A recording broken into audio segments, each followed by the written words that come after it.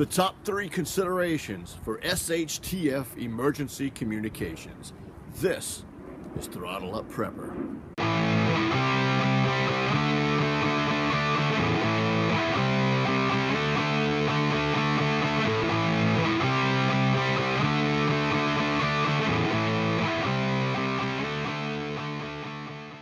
All right, welcome to Throttle Up Prepper. Today we're going to be talking about the top 3 considerations for SHTF Emergency Communications.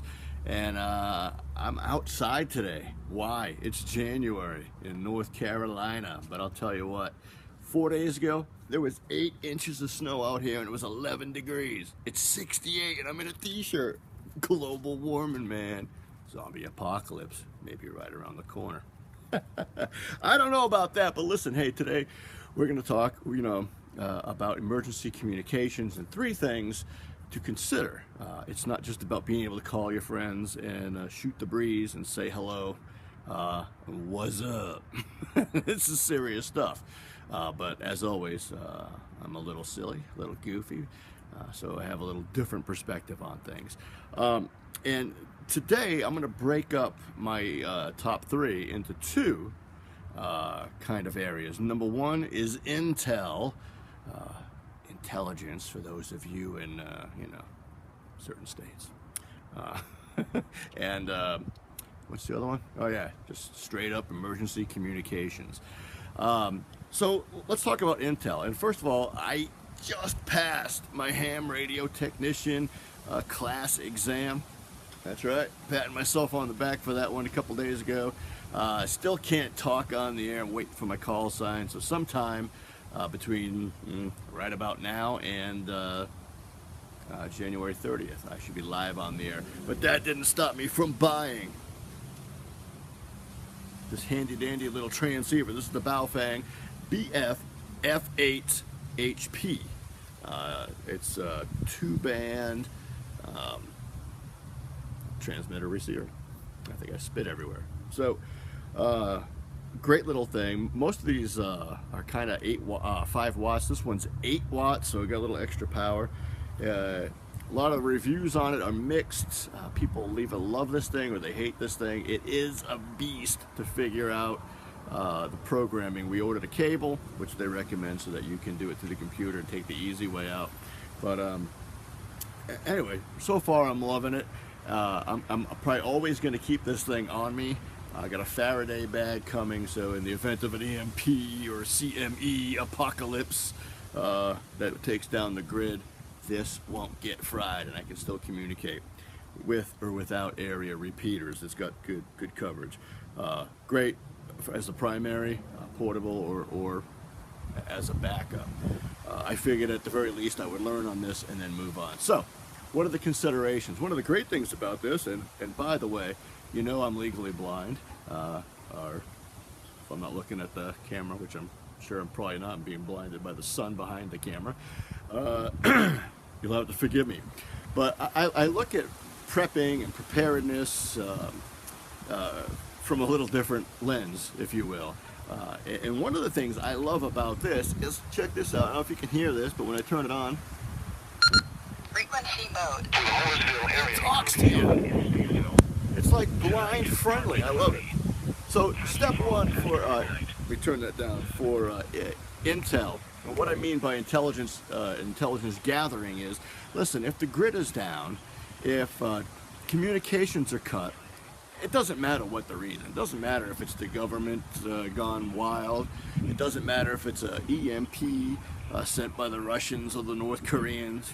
It doesn't matter if the Canadians have invaded us and are pillaging across the fruited plain. It doesn't matter what the reason is. It doesn't matter if it's man-made or if it's natural. Planet X Nibiru coming in, wiping us out. The end result is the same. You've got no way to know what's going on. Local TV and radio may not be transmitting, and if they are, is it propaganda for you tinfoil hat people, or is it legit? I don't know. But I do know one thing. There's 128 presets in the memory on a radio like this. This one has that. Others may have more. They may have less, and hopefully all this wind isn't messing with the microphone and the quality's good. I apologize for that. But with this, I can get my weather alerts. So if there's a tornado coming or a severe storm, especially if I had to bug out and I'm living in the woods somewhere, I'm gonna want to know. So I have as much notice as possible so I can hunker down, I can find a cave, I can make peace with my creator and get ready to check out whatever it is I need to do. I can do it. Also, when I get my cable and I can actually program this thing, I'm going to Google and find out every emergency frequency that there is, the local sheriff, the city police, you know, find out what frequency they broadcast on so I can listen. This can act as a scanner. Emergency services, EMS, fire department. I want not only for my immediate area, but cities to the north, south, east, and west of me. I want to know what's going on. I want to know what's coming. I want as much advance notice of the zombie mobs that are coming to get me, like right straight out of Michael Jackson's Thriller. No, I'm not going to do the dance. Although that would be a sight, especially without music. Anyway, so intel is critical. You want to know what's going on in the weather. And while you may not be able to tune into the news, the police are talking about police calls. It might also be a good idea for you to learn, you know, police codes. So when they're talking about 5150 or whatever other things that are going on, you have a clue. Part of the education process. And last but not least, talk about emergency communications. If the grid's down, if you know power's down, I don't know what the average cell tower battery backup or generators are like. I don't know if it was an EMP that took them out. I don't know what the deal is, but now I find myself unable to use my phone. I can't call my friends. I can't call my family. I can't see if everyone's all right. I can't see if the people in my survival network, the guys with the food, the guys with the skills, the people that need to come rescue me. Nah, I'm fine. Seriously. But I'll need to communicate. And if I don't have a phone, I can't turn to the internet. We gave that to the UN. Thanks.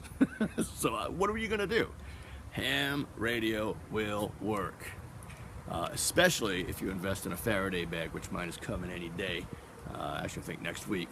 And I'll give a review on that. We'll do some testing on it to see exactly how good we think it will work. So my recommendation, there's all kinds of brands out there. Olinko, ICOM if you're a big dollar kind of guy. It's like $600 for some of them. Kenwood makes them.